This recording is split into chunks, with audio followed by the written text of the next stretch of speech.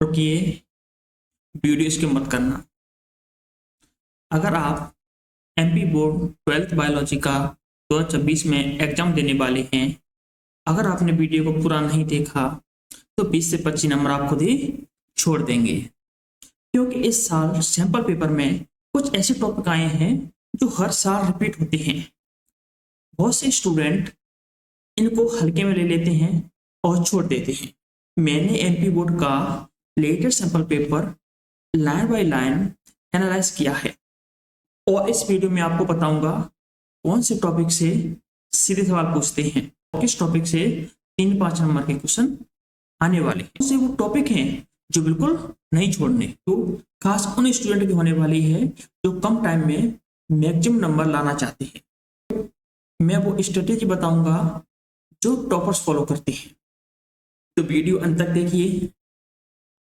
मैं हूं बिहार सर। चलिए शुरू करते हैं एमपी बोर्ड का सैंपल पेपर का कंप्लीट एनालिसिस। तो हेलो दोस्तों, स्वागत है आपके का फिर से इस खूबसूरत से प्यार से चैनल बिहार केमिस्ट्री क्लासेस में। इस वीडियो लेक्चर में हम डिस्कस कर रहे हैं एमपी बोर्ड के द्वारा जारी किया हुआ मॉडल प्रश्न पत्र। इससे पहले हमने केमिस्ट्री का पेपर डिस्कस कर लिया है और आज हम कर रहे हैं बायोलॉजी का क्वेश्चन पेपर। अगर आप चैनल बनाए हैं तो चैनल सब्सक्राइब कर दीजिएगा और वीडियो को अपने दोस्तों के साथ शेयर कर दीजिए। चलिए शुरू करते हैं एक बेहतरीन सा वीडियो। और आप इस वीडियो को पीडीएफ चाहते हैं तो स्क्रीन पर चल रहे नंबर पर हमें मैसेज कीजिए, आपको फिर पीडीएफ प्रोवाइड की जाएगी। चलिए तो स्टार्ट करते हैं। और एक इम्पोर्टेंट बात, इस पेपर की खास बात ये होती है कि जो एमपी बोर्ड वो पेपर मॉडल पेपर देता है उसी के बेसिस पर अपने बोर्ड का पेपर भी वो बनाता है, तो ये पेपर आपके लिए बहुत ज्यादा इम्पोर्टेंट है। तो चलिए शुरू करते हैं।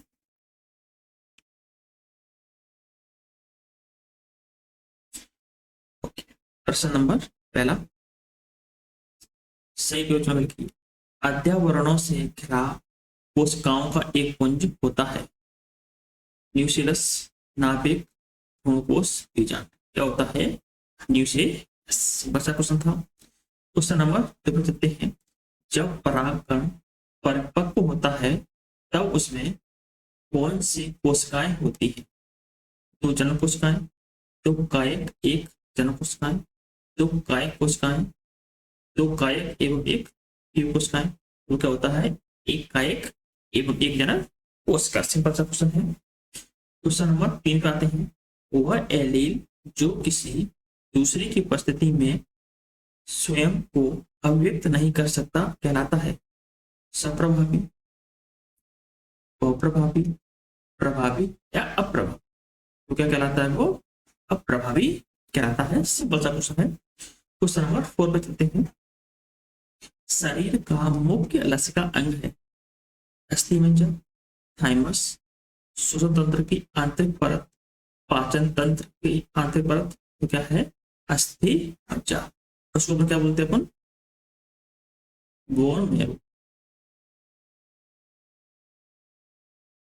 Bone marrow. क्वेश्चन नंबर 5 करते हैं।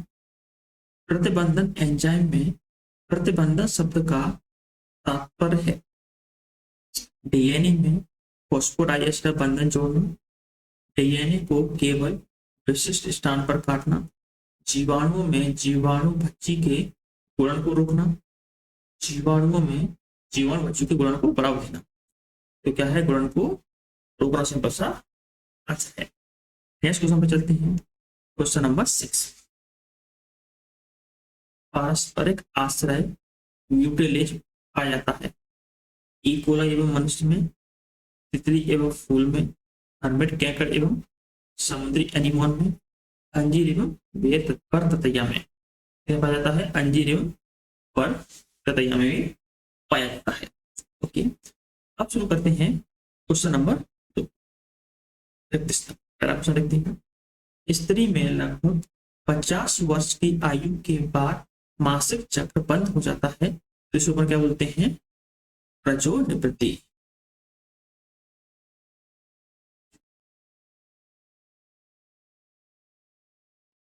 प्रजोनिवृत्ति कहते हैं। चलिए क्वेश्चन नंबर 2 को दूसरा करते हैं। डीएनए अणुरी छापी में डीएनए अनुक्रम के कुछ विशिष्ट भागों में पाई जाने वाली भिन्नता को कहते हैं, क्या कहते हैं? VNTR।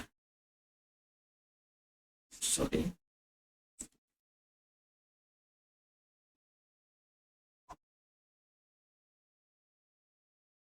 क्या कहते हैं? VNTR satellite DNA. Okay, question number A पे चलते हैं। गंगा कार्य योजना तथा यमुना कार्य योजना दोनों नदियों से मुक्त करने के लिए प्रारंभ की गई। किससे दूर करेंगे इसको? प्रदूषण से मुक्त करेंगे, प्रदूषण। ओके, क्वेश्चन नंबर चलते हैं 4 पर। ट्रांसजेनिक गाय रोजी के दूध में पाया जाने वाला जो सामान्य गाय के दूध में नहीं होता, तो मैं इसका आंसर डाल रहा हूँ, ऊपर लिख रहा हूँ। क्वेश्चन नंबर 4 क्या होता है? अल्फा लैक्टिक एल्यूमिन पाया जाता है।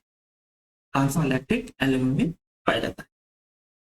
क्वेश्चन नंबर 5, प्रो इंसुलिन में डैश पाया जाता है जो परपोक इंसुलिन में नहीं होता, तो मैं इसको हल करता हूँ। क्वेश्चन नंबर 5 को सी पेप्टाइड नहीं पाया जाता। ओके, क्वेश्चन नंबर 6 करते हैं। वह खाद्य श्रृंखला जो मृत कार्बनिक पदार्थों से प्रारंभ होती है उसे खाद्य श्रृंखला कहते हैं, क्या कहते हैं उसको? ट्राइस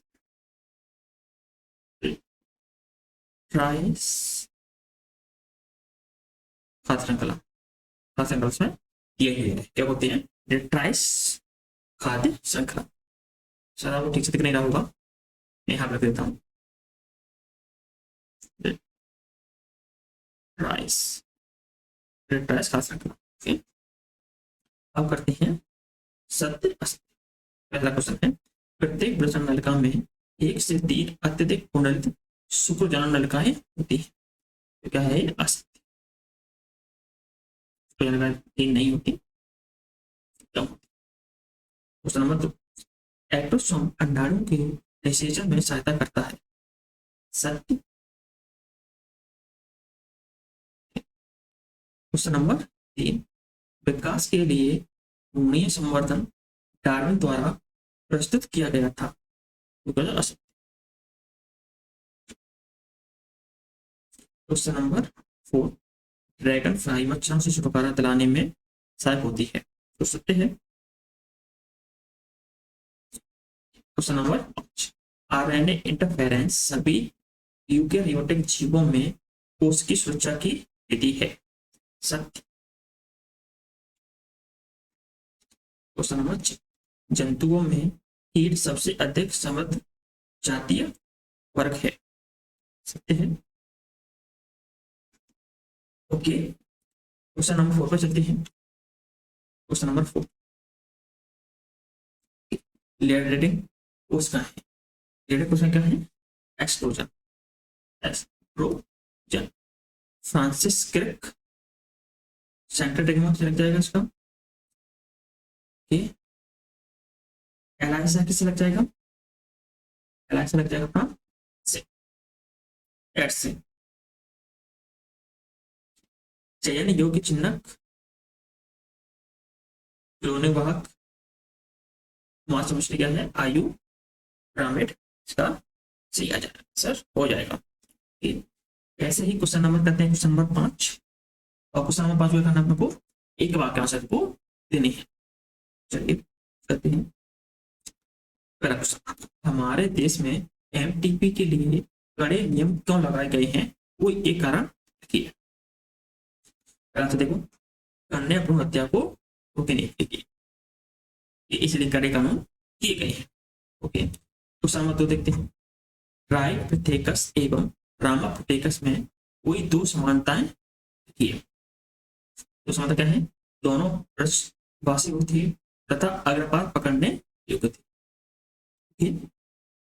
क्वेश्चन नंबर 3 पे चलते हैं। ऑपोजीन की सक्रियता से होने वाले रोग का नाम लिखिए। कौन से रोग हो जाते हैं? कैंसर का रोग हो जाता है।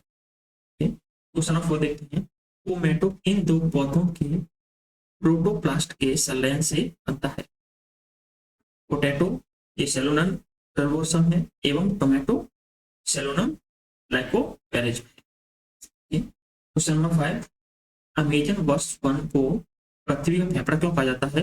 वो ये कारण है, यह अधिक उच्च निर्भर करता है। आपने अमेजन की वर्षा बनी है जो पूरी दुनिया में सबसे ज्यादा ऑक्सीजन का उत्पादन करते हैं, इसलिए जो हम क्या कहते हैं, पृथ्वी के फेफड़े पर उसको कहा जाता है। चलिए, तो ये अपने भौतिक लंबाई से क्वेश्चन हो गए। अब चलते हैं क्वेश्चन नंबर 6 पर, और क्वेश्चन नंबर 6 स्टार्ट हो जाते हैं 2 मार्क्स के क्वेश्चन से। और मैंने इसमें दोनों क्वेश्चन को लिया है, यानी क्वेश्चन 6 का अथवा भी हम यहाँ पे सोल्व करेंगे। इससे क्या है, आपको डबल तैयारी हो जाएगी। ओके, चलिए, और मैं तो आपसे कहूंगा अभी कि अगर आपको सिर्फ पास होना है तो आप इन क्वेश्चन को करके ले जाओ, इनमें से आप पास हो जाओगे। चलिए, पहला क्वेश्चन देखते हैं। आईयूडी आदर्श कर्ण निरोधक क्यों है? आईयूडी सस्ता, सुरक्षित, दीर्घकालिक एवं रिवर्सिबल कर्ण निरोधक है। यह डिस्टिंक्शन एवं आरोहण को रोकता है। सातवां क्वेश्चन है। ट्यूबरटोमी ओपोसिक्टोमी में दो अंतर लिखिए। तो पहला अंतर क्या है? ट्यूबरटोमी स्त्री में एवं वासिक्टोमी पुरुष में होता है। दूसरा अंतर है, ट्यूबरटोमी में फैलोपियन ट्यूब और वासिक्टोमी में डिफरेंस काटी जाती है, पोस्ट डिफरेंस काटी जाती है। ये सारे क्या है? ये 2 मार्क्स में अपने आंसर। उसका बर्ड लिमिट ध्यान रखनी है आपको। 2 मार्क्स में आपको 30 वर्ड से ज्यादा ऊपर नहीं जाना है।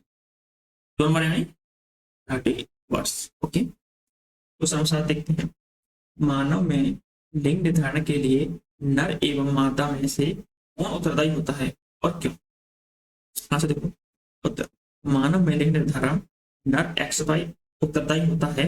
कारण देखो, शुक्राणु X या Y क्रोमोसोम ले जाता है, जबकि महिला XX केवल X देती है। यदि Y मिलता है तो पुत्र, यदि X मिलता है तो पुत्री। ओके, होती इसका अगला क्वेश्चन देखते हैं। टर्नर सिंड्रोम तथा डाउन सिंड्रोम में कोई दो अंतर। टर्नर सिंड्रोम का नाम डाउन सिंड्रोम, पहला टर्नर सिंड्रोम देखते हैं। केवल एक X क्रोमोसोम प्रभावित व्यक्ति स्त्री होती है और 5 बने के सामने इसके लक्षण है।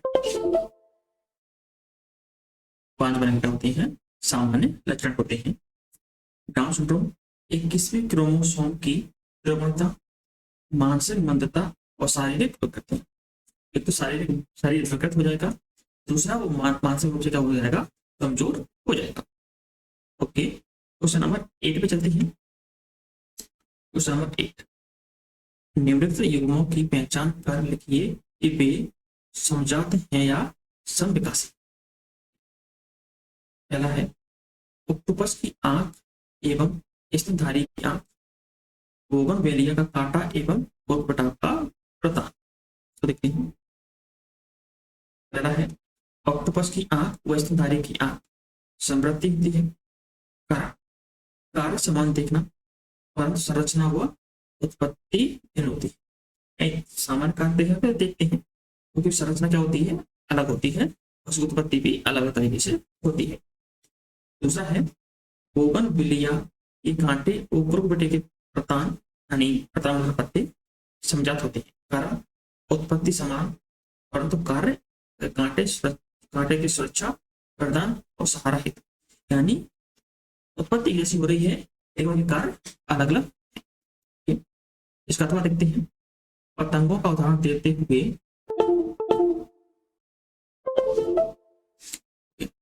पतंगों का उदाहरण देते हुए प्राकृतिक चयन को समझाइए।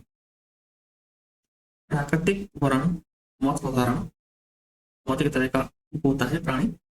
औद्योगिक क्रांति के समय इंग्लैंड में पेपर मौत दो प्रकार के थे, हल्के रंग के, दूसरे गहरे रंग के। प्रदूषण से पेड़ों की छाल काली हो गई, हल्के रंग के मौत आसानी से दिखने लगे और पक्षियों द्वारा खा लिए गए, गहरे रंग के मौत छुप गए और जीवित रहे। यही वर्ण है, mutual selection. Okay, question number 9 करते हैं इसके साथ। ये सारे 2 मार्क्स वाले क्वेश्चन हैं। पनीर की इसी 2 किस्मों के नाम तथा इसके निर्माण में प्रयुक्त 2 सूक्ष्मजीवों के नाम लिखिए।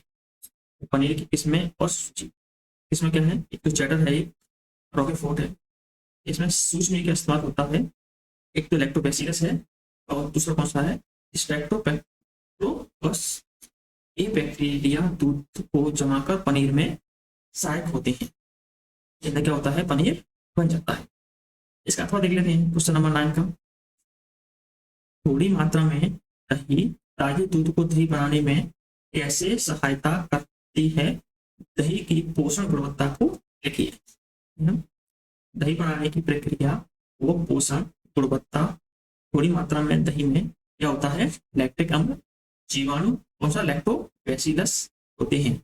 एक ताजे दूध को किण्वित कर दही बना देते हैं। इस गुणवत्ता क्या है, दही में विटामिन बी होता है, तो पहला क्या होता है, कैल्शियम होता है, प्रोटीन अधिक होता है और पाचन में सहायक होता है।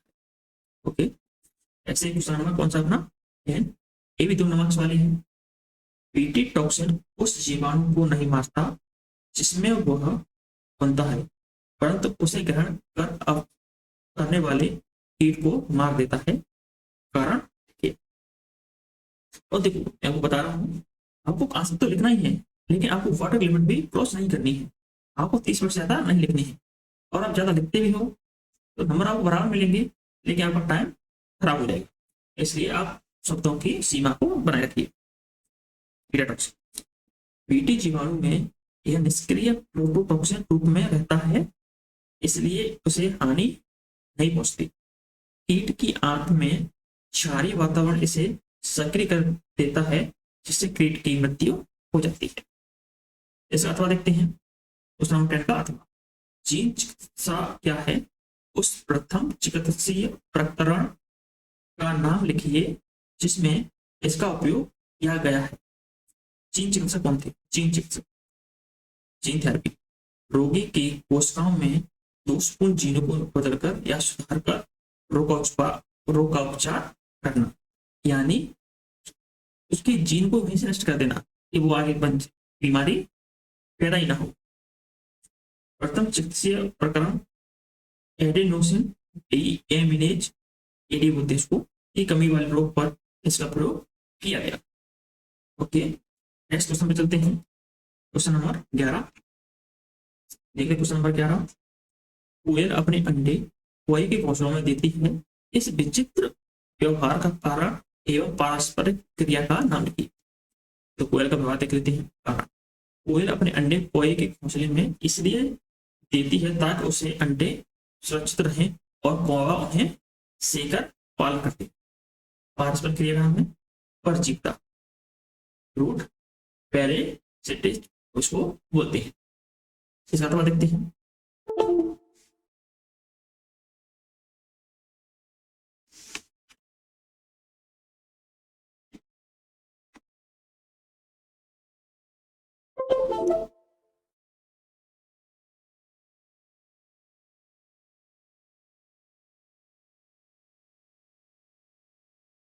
क्या हो गया,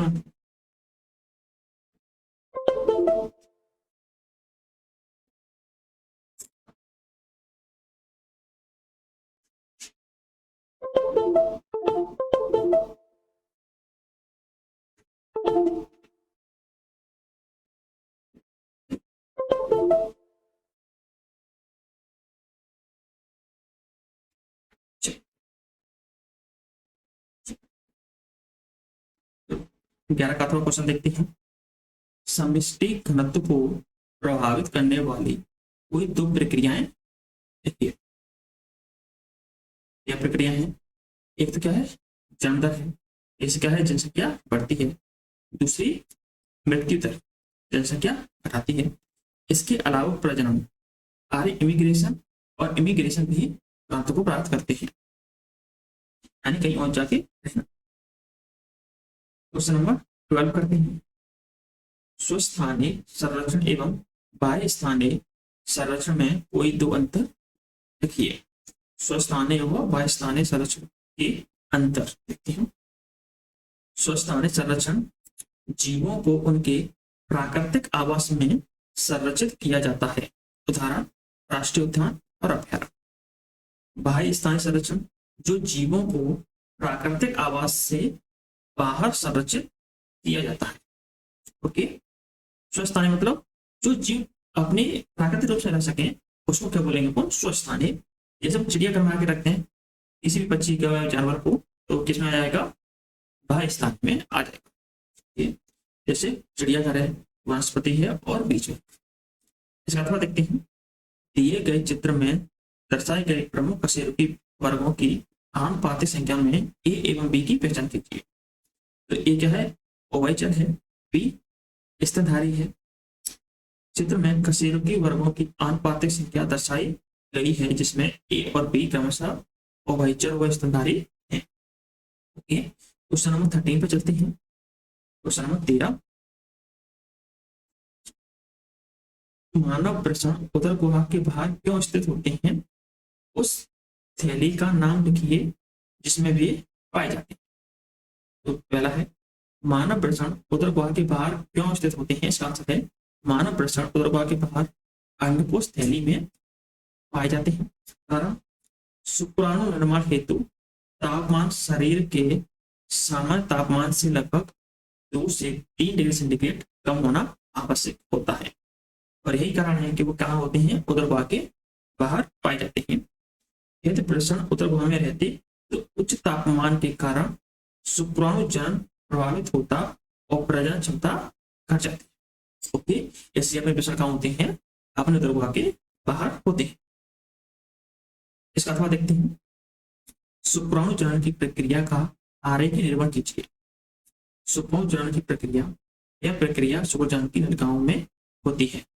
यह क्रम है अपना स्पेक्ट्रोगोनिया मिथोसिस से प्राथमिक स्पेक्ट्रोमाइसाइट, प्राथमिक स्पर्मेटोसाइट, मियोसिस फर्स्ट, द्वितीयक स्पेक्ट्रोमाइसाइट, द्वितीयक स्पर्मोसाइट, मियोसिस सेकंड और स्पेक्ट्रोमेट। स्पर्मेंटेड परिपक्व शुक्राणु इसका चित्र भी बना सकते हैं। उदाहरण देख लेते हैं इसका। एबीओ रक्त समूह में ए और बी एलील दोनों अव्यक्त होकर ए बी रक्त समूह बनाते हैं। यह दोनों एलील समान रूप से प्रभाव दिखाते हैं। सॉरी, ये आंसर इसका था क्वेश्चन नंबर 14 का। क्वेश्चन नंबर 14 देखते हैं। सप्रभाविता को परिभाषित कीजिए, उदाहरण सही समझाइए। तो क्या है सप्रभाविता? को डोमिनेंस परिभाषा, जब किसी लक्षण के दोनों एलील एक साथ अव्यक्त होते हैं और कोई भी दबता नहीं है, इसे सप्रभाविता कहते हैं। जैसे एबीओ रक्त समूह में ए और बी एलील दोनों अव्यक्त होकर ए बी रक्त समूह बनाते हैं। यहाँ दोनों एलील समान रूप से प्रभाव में आते हैं। ओके, क्वेश्चन नंबर नेक्स्ट चलते हैं। क्वेश्चन नंबर 14 का ही अथवा देखते हैं पहले। दो लंबे मटर पौधों के संकरण से कुछ बौनी संतानों का उत्पन्न होना कैसे संभव है? पनेट वर्ग द्वारा समझाइए। मटर पौधों का संकरण, तो लंबे पौधे टीटी टीटी संकरण करने पर संयोग कैसे होता है? टीटी टीटी टीटी और टीटी अनुपात 3 लंबे 1 बौना। इसका कुछ संतानों में टीटी जीनोटाइप होने से वे बौनी बन जाती हैं। क्वेश्चन नंबर आते हैं 15 पर। सिंपल सा क्वेश्चन है। ये कितने मार्क्स में है? 3 मार्क्स में है। एक क्वेश्चन सिंपल सा है। बायोमास क्या है? इसका उत्पादन कैसे किया जाता है? इसमें प्रयुक्त सूक्ष्म जीवों के नाम लिखिए। तो बायोगैस परिभाषा, बायोगैस एक ज्वलनशील गैस है जिसमें मुख्यतः methane CH4 carbon dioxide CO2 और हाइड्रोजन होती है। इसका उत्पादन कैसे होता है? गोबर, पौधों के अपशिष्ट, जैविक पदार्थों का अवायवीय अपघटन करके सूक्ष्म जीव इसमें मीथेनोजेंस जैसे जीवाणु प्रयुक्त होते हैं। ओके, चलिए 15 का क्वेश्चन करते हैं। प्रतिजैविक को परिभाषित कीजिए। सबसे पहले खोजे गए प्रतिजैविक का नाम एवं उसका औषधि गुण और महत्व लिखिए। क्या होते हैं परिभाषा देखते हैं। वे रासायनिक पदार्थ जो सूक्ष्म जीवों द्वारा निर्मित होकर अन्य रोगजनक सूक्ष्म जीवों की वृद्धि को रोकती है। प्रथम प्रतिजैविक को क्या था? तो क्या था? पेनिसिलिन, जिसे किसने खोजा था? अलेक्जेंडर फ्लेमिंग ने से खोजा था। औषधि महत्व क्या इसका? यह जीवाणु संक्रमणों जैसे निमोनिया, सिफिलिस, घाव संक्रमण के उपचार में अत्यंत प्रभावी है और चिकित्सा में क्रांति लाया था। ओके, क्वेश्चन नंबर चलते हैं नेक्स्ट। क्वेश्चन नंबर 16 पर आते हैं। अपने 3 मार्क्स में है क्वेश्चन। ऊर्जा का प्रामिड सदैव सीधा क्यों होता है? कारण क्यों होता है इसका देखते हैं। ऊर्जा का प्रभाव सदैव एक दिशा में होता है। प्रत्येक पोषण स्तर पर ऊर्जा का लगभग 90% हास्य होता है और केवल 10% अगले स्तर को मिलता है। इसलिए शीर्ष स्तर पर ऊर्जा कम होती है और पिरामिड सदैव ऊर्जा तो सीधा रहता है। यही कभी उल्टा नहीं हो सकता, क्योंकि ऊर्जा का संचय बढ़ना नहीं घटता है। नहीं, संचय बढ़ता नहीं है, क्या होता है? घटता है। जैसे पिरामिड होता है ना, आपने देखा होगा, उपभोक्ताओं का बनाते हैं, अब बनाते हैं ना फूड चेन, ऐसे करके प्राथमिक उपभोक्ता, द्वितीय उपभोक्ता और तृतीय उपभोक्ता। ऊपर देखा हो जाता है, ये घटता जाता है। अब 16 का अथवा देखते हैं अपन। अब घटक से टेट्राइटोप किस प्रकार भिन्न होता है? उदाहरण सहित अपघटन बना टेट्राइटोप। अपघटन क्या होते हैं? सूक्ष्म जीव, बैक्टीरिया, फफूंद जो मृत कार्बनिक पदार्थ को रासायनिक रूप से विघटित करते हैं। उदाहरण बैक्टीरिया और फफूंद। टेट्राइटोप क्या होते हैं? ऐसे जीव जो मृत कार्बन पदार्थों का प्रत्यक्ष खाकर यांत्रिक रूप से विघटित करते हैं। उदाहरण केंचुआ, गोबर भ्रूण दोनों मिलकर पारिस्थितिकी तंत्र में पोषण एवं तत्वों का पुनर्चक्रण करते हैं। क्वेश्चन नंबर चलते हैं 17 पर चलते हैं। Question number 17। अब मिक्सिंग को स्पष्ट कीजिए तथा इसके कोई दो महत्व लिखिए। कितने नंबर में है? 4 नंबर में है। यहाँ कितने में? कम से कम 50 वर्ड में ये होना चाहिए।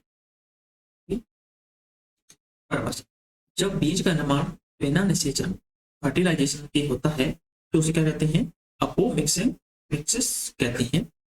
इसमें भ्रूण का विकास अंडाणु या अन्य कोशिकाओं से स्वतः ही हो जाता है। इसका महत्व क्या है? यह विधि पौधों में बीज उत्पादन को सुनिश्चित करती है, भले ही परागकण न हो। कृषि में शुद्ध किस्मों हाइब्रिड वेराइटीज को बनाए रखने में सहायक, क्योंकि इसमें आनुवांशिक विविधता नहीं होती। इस अथवा का देखते हैं। मैं थोड़ा जल्दी कर रहा हूं क्योंकि आपका टाइम बचे। ओके, अगर आप किसी कुछ छूट पे जाता है, मतलब आपको क्वेश्चन समझ नहीं आ रहा, तो आप मुझे कमेंट करके बता देना, तो मैं उसको दोबारा से फिर से एक्सप्लेन कर दूंगा। चलिए क्वेश्चन नंबर 17 का पढ़ते हैं। आवृतबीजी पौधों में निषेचन को द्विगुणित निषेचन क्यों कहा जाता है? इसमें समृद्ध कोशिकाओं की सूत्रगुणता निषेचन का होता है डबल फर्टिलाइजेशन।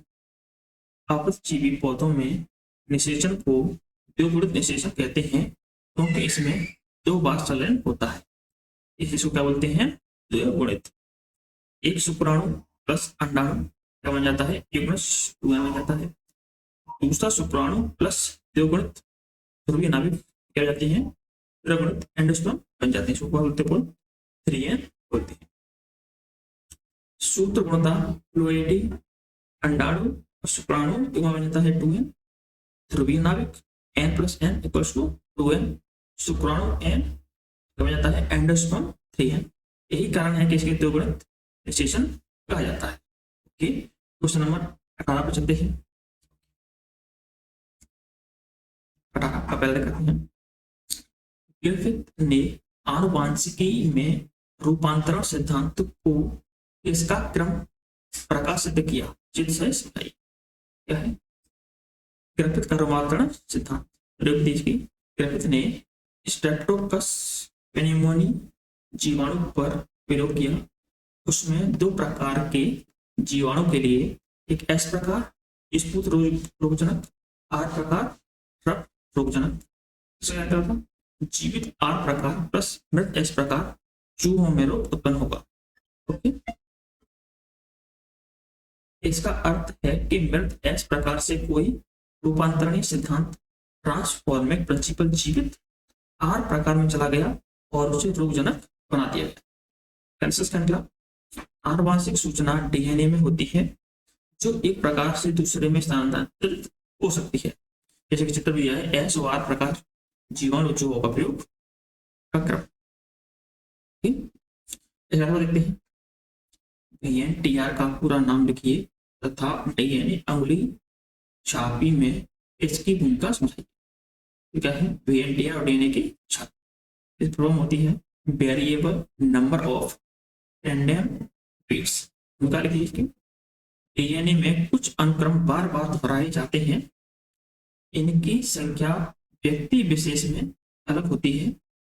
डीएनए फिंगरप्रिंटिंग में इन्हीं VNTR चित्रों का विश्लेषण करके व्यक्ति की पहचान की जाती है। डिस्कस VNTR डीएनए फिंगरप्रिंट को अद्वितीय और विश्वसनीय मानता है। यहाँ तक हो चुके क्वेश्चन नंबर 18। नेक्स्ट क्वेश्चन के चलते हैं नेक्स्ट स्लाइड पर। क्वेश्चन नंबर 19, प्रतिरक्षा क्या है? सक्रिय एवं निष्क्रिय प्रतिरक्षा में कोई 4 अंतर है। प्रतिरक्षा एवं सक्रिय में अंतर। प्रतिरक्षा इम्यूनिटी शरीर की वह क्षमता जिसमें वह रोगजनक सूक्ष्म जीवों का प्रतिरोध करता है। 4 अंतर सक्रिय नाम बना निष्क्रिय। सक्रिय प्रतिरक्षा क्या क्या होती है? शरीर स्वयं एंटीबॉडी बनाता है। दूसरा, दीर्घकालीन सुरक्षा देती है। उदाहरण से ये क्या करना धीरे धीरे विकसित होती है। निष्क्रिय प्रतिरक्षा कौन सी है? पहला है तैयार एंटीबॉडी बाहर से दी जाती है, अल्पकालीन सुरक्षा देती है। उदाहरण सीरम थेरेपी तुरंत प्रभाव देती है। 19 का अपना प्लाज्मोडियम जीवन चक्र को केवल चित्र द्वारा समझाइए। चित्र द्वारा देखो, प्लाज्मोडियम का जीवन चक्र 2 मेजबानों में होता है, मच्छर एनोफिलीज और मनुष्य। इसमें स्पेरोजोइट, मेरोजोइट, प्रोफोजोइट, गेमोसाइट आदि चरण आते हैं। परिचय केवल चित्र बनाना है जो मच्छर और मनुष्य में विभिन्न चरण दिखाए जाते हैं। देखो क्या है स्पेरोजोइट में प्रवेश, यकृत में वृद्धि, आरबीसी में मेरोजोइट होता है, गेमोसाइट मच्छर में एवन होता है, इसके क्या तैयार होता है स्पोरोजोइट का पुनः तैयार हो जाता है। ओके, नेक्स्ट क्वेश्चन चलते हैं। क्वेश्चन नंबर आखिरी है, यह 20। जेल इलेक्ट्रोफोरेसिस को चित्र सहित समझाइए। जेल इलेक्ट्रोफोरेसिस परिभाषा, यह तकनीक आरएनए और डीएनए या प्रोटीन के खंडों को उनके आकार के आधार पर अलग करने हेतु प्रयोग होती है। इसकी प्रक्रिया क्या है? डीएनए नमूना एगरोज जेल की खांचों में पाया जाता है। विद्युत धारा प्रवाहित करने पर ऋणात्मक आवेशित डीएनए खंड धनात्मक ध्रुव की ओर बढ़ते हैं। छोटे खंड तेजी से चलते हैं, बड़े धीरे चलते हैं। उपयोग क्या है? डीएनए फिंगरप्रिंट, जीन विश्लेषण, अपराध जांच की धारा प्रदान करते हैं। इसके बाद देखते हैं क्लोनिंग। क्लोनिंग वाहक क्या है? इसके कोई 4 गुण लिखिए। क्लोनिक वाहक वह डीएनए अणु जो विदेशी डीएनए को ले जाकर मेजबान कोशिका में प्रविष्ट कराता है। इसके गुण क्या है? छोटा आकार ताकि आसानी से स्थानांतरित हो सके। दूसरा, प्रतिलेपन उद्यम ओरिजिन ऑफ रेप्लिकेशन होना चाहिए, यानी अपने आप में कॉपी कर सके। चयन योग्य चिन्ह फ्लेक्टेबल मार्क के ऊपर होना चाहिए और उसको पता लगा सके इसको खींच रहे हैं। और है बहु क्लोनिक स्थल मल्टीपल क्लोनिक साइट होना चाहिए ताकि विभिन्न एंजाइमों से डीएनए डाला जा सके। ओके, एक था अपना क्वेश्चन नंबर 20 का अथवा यहाँ पर हो गया है अपना पेपर कंप्लीट। अगर आप इस वीडियो की पीडीएफ चाहते हैं एकदम फ्री में, तो हमारे स्क्रीन पर चल रहे नंबर पर हमें मैसेज कीजिए और आपको फ्री में पीडीएफ प्रोवाइड करी जाएगी। और अंत में बीआर केमिस्ट्री क्लास को बहुत सारा प्यार दीजिए, इस वीडियो को अपने दोस्तों के साथ शेयर कीजिए। ये वीडियो आपके लिए बहुत ज़्यादा इंपॉर्टेंट होने वाली है। ओके, और हाँ, अगर आप नोट्स भी चाहते हैं 12th केमिस्ट्री के,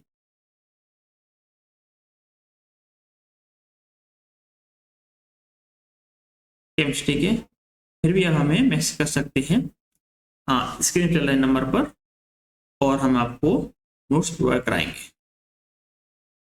मैसेज करो 8827053706 पर। ठीक है, तो मिलते हैं नेक्स्ट वीडियो में, तब तक के लिए thank you and bye bye.